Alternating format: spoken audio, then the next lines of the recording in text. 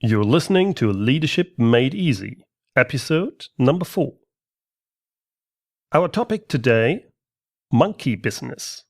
We're talking about how to avoid reverse delegation, a problem a lot of managers suffer from.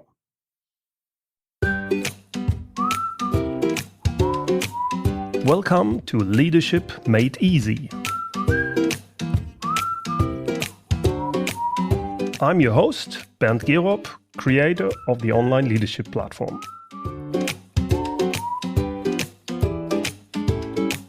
This podcast is for you if you're a manager, executive, or a supervisor who wants to know how to get the most out of your team so that your employees start meeting deadlines, doing things right, and exceeding your expectations. When a task that you've delegated to an employee comes back to you and you complete it, this is called reverse delegation or monkey business. If you, as the boss, accept that an employee hands back the work given to him, then you do the work that your employee should actually be doing. That's fatal, since you won't have time for your own tasks. Now, in the following, I'll describe why so many executives have their problems with reverse delegation and how you can deal with it.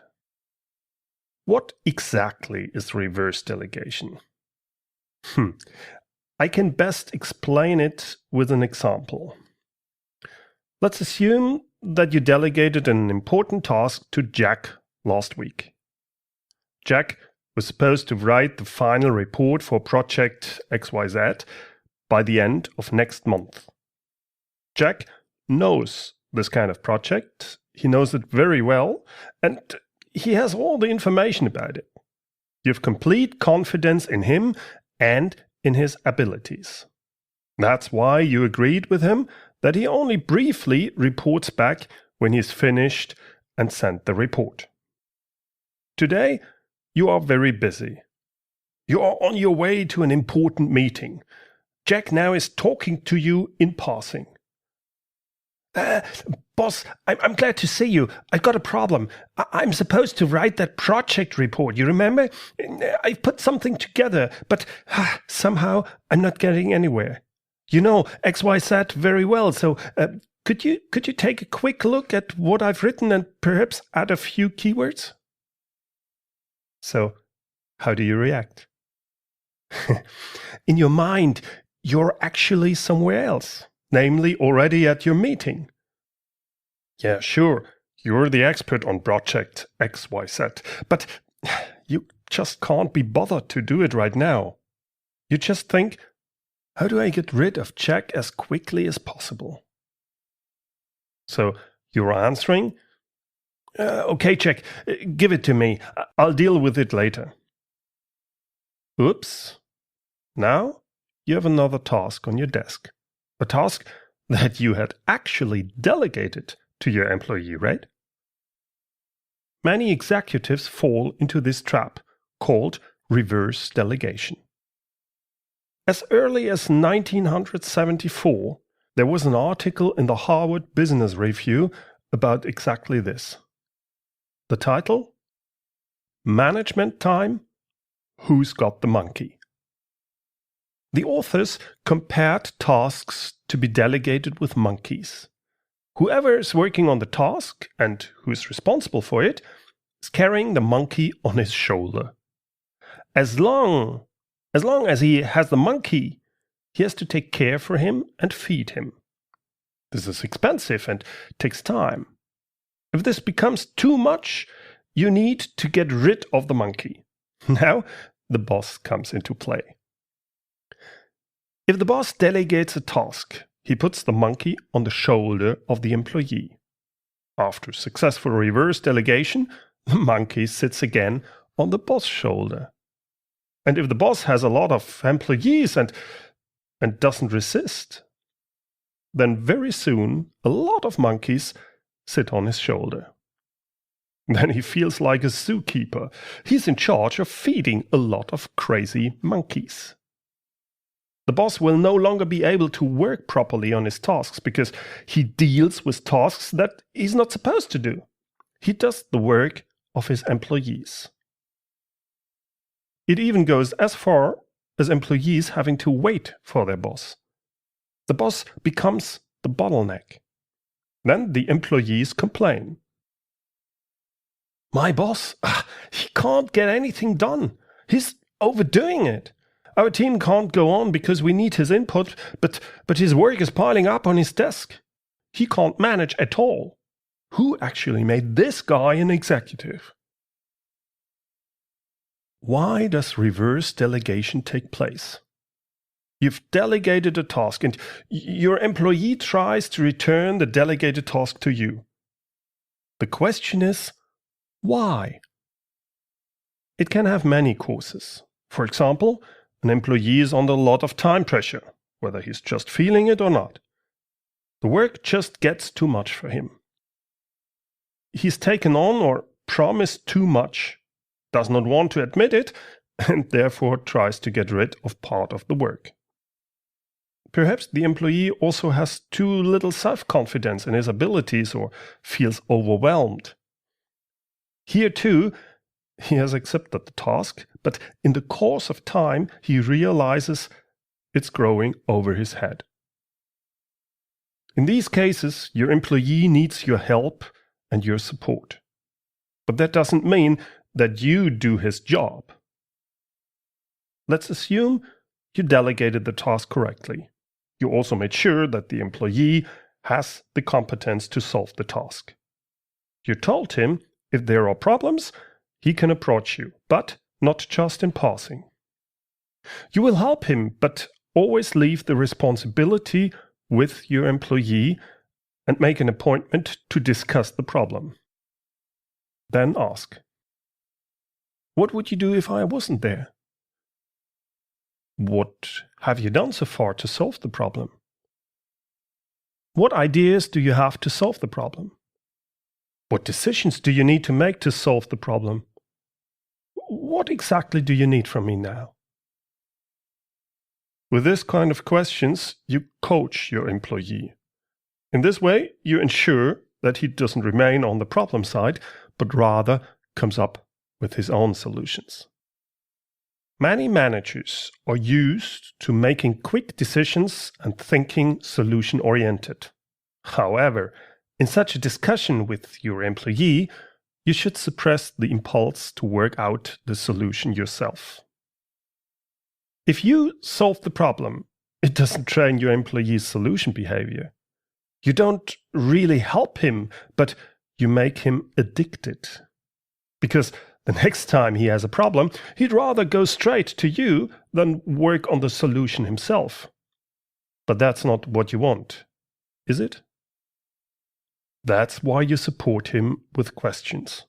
Talk a little, explain a little, but ask. Help your employee by coaching him to find the solution. Suppress your problem-solving reflex. Why are many managers being tricked into reverse delegation? Many managers fully understand the concept of reverse delegation, but sometimes it doesn't work out. They keep finding out that they have somehow been tricked. Suddenly, the monkey sits on the boss' shoulder again. How could this have happened? Some managers fear if they don't solve the problem, their employees may consider them weak or incompetent. Others cannot say no because they have a reflex of wanting to help, or they are simply tempted to take a complex task again. Sometimes, however, managers simply react incorrectly. Let me give you an example to illustrate this. Assume you've been the expert in your field, and then you were promoted. Now you have the leading role, and you know that you should hand over the technical task to your employees. It's not your job to do the work of your employees. You realize that, but deep down inside, you are proud to be perceived as an expert and not just a leader. You want to keep the status of an expert. Normally, this need is not a problem for you. If you are concentrated or if you have enough time to think, you're safe. You decide rationally in favor of the leadership role and consistently hand over the technical work to your employees, and you don't allow reverse delegation. However, it's different when you are under stress and have to make short-term decisions without much thought. For instance, when your thoughts are already in the next meeting and you are approached unprepared by your employee Jack on the corridor on the way there. Boss, can you take a look at this? I mean, you are the expert. You know best about it. You love to hear this from Jack, right? You enjoy the short-term good feeling of being perceived as an expert by your employees. It's flattering. It's good for your ego. Good to hear that you're needed and recognized as an expert. However, in the long run, you have another monkey on your shoulder. How can you avoid this reverse delegation? You could just block the conversation with the phrase, "Jack, do you want me to do your job?" But this isn't constructive. It's frustrating and only leads to your employees feeling that they aren't getting any support from you. The solution is you make an appointment with your employee to discuss the problem in depth. "Jack, this is not a good time. I'm already late for my meeting, but we can talk about it later in my office. Let's say in half an hour? Is that okay with you?" Now you kill two birds with one stone. On the one hand, you don't let yourself be determined by Jack, and you hold back your impulse slipping back into your expert role. On the other hand, you give your employee enough time to think again about his problem. Maybe he'll find a solution without your help. Let me give you some help when dealing with monkey business. Number 1, every monkey takes time. Think very carefully about what you commit to. For example, if your employee asks you to participate in some unimportant project meeting because you are the expert, don't do it just because you want to please him or please your ego. Think twice before you do it or before you make such promises. A meeting can quickly cost you several hours, time you could probably make better use of. Every monkey takes time. Number 2, with every monkey comes a supervisor. That's my favorite. If you've accepted the task, very often you have someone who depends on your completion of this task. Therefore, if you take on the task, you become accountable to others. After all, you make a commitment, and it doesn't matter on which hierarchical level your supervisor stands. Think about it. If you take back a task, then your employee becomes your supervisor. Now, he has all the right to ask you, "Boss, have you finished the task yet?" As I said, with every monkey comes a supervisor. Number 3, a monkey rarely comes alone. If you take on a task, your employee is rewarded for his or her behavior. He reverse delegated an unpleasant task to you, his boss. Now he has more time for himself and is even allowed to supervise his boss, as we said before, according to the motto, "Boss, have you finished the report yet?" Oh, great, what's happening? In the future, the employee will try to give you even more monkeys. That makes sense to him. That's why I say, don't feed your employees monkeys. A monkey rarely comes alone. To sum that up, try to consistently avoid reverse delegation. Not only in your interest, but also in the interest of your employees. That's it for today, folks. Thanks for listening. You'll find the show notes of this episode by going to berndgerob.com/episode 004. If you're enjoying this podcast, Leadership Made Easy, would you please leave a review at iTunes? It's really simple. All you have to do is go to berndgerob.com/review, and it only takes a couple of minutes. I lead you through the process of how to give a review. This would help this podcast, and it would help me a lot. Thank you. We finish every episode with an inspiring quote.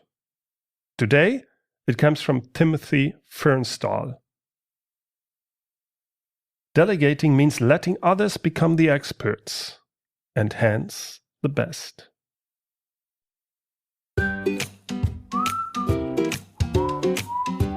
Leadership Made Easy. This podcast is for you if you're a manager, executive, or a supervisor who wants to know what really works in management and leadership.